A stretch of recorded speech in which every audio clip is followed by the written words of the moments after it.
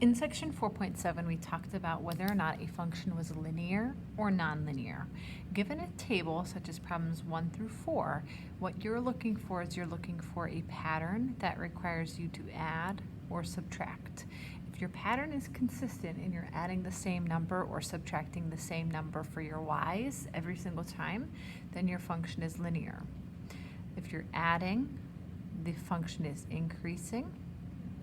If you're subtracting, the function is decreasing.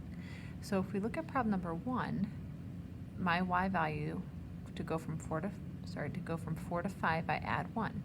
To go from 5 to 6, I add 1. To go from 6 to 7, I add 1. Since my pattern is adding the same number every time, this function is linear.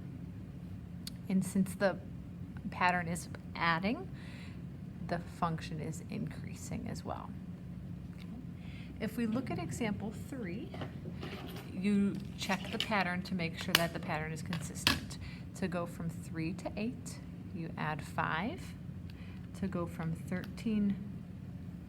8 to 13, you also add 5. To go from 13 to 18, you add 5. And to go from 18 to 20, you add 5. Since the pattern is adding the same number, it's increasing, and since it is the same number, it's linear. Okay.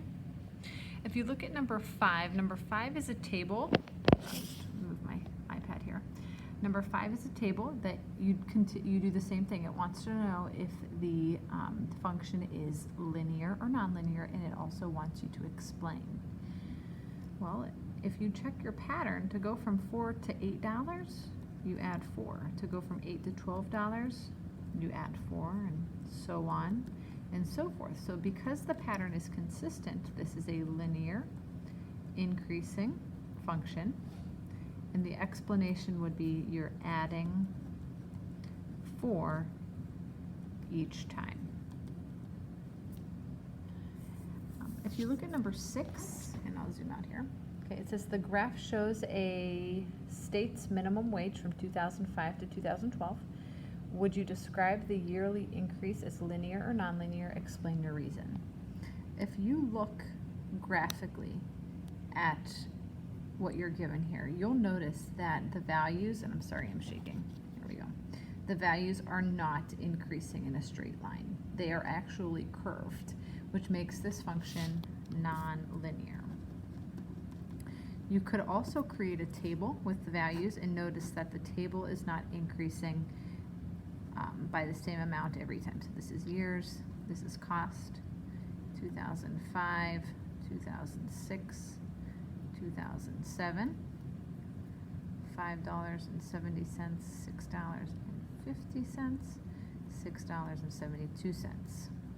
If you notice here, I am increasing by 80 cents.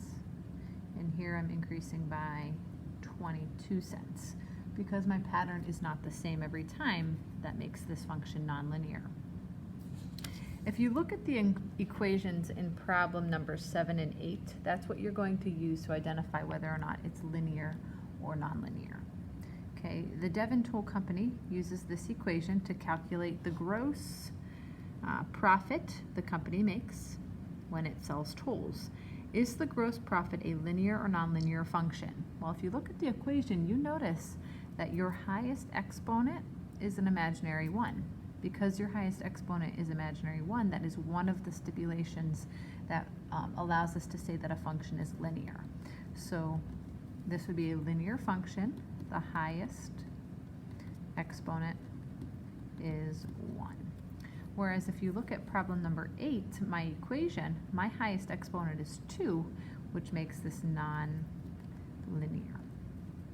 So highest exponent is 2. Okay? So remember, if your exponent is 1, that makes the function linear. If your exponent is anything other than 1, so 2, 3, 4, or so on, then that makes the function nonlinear.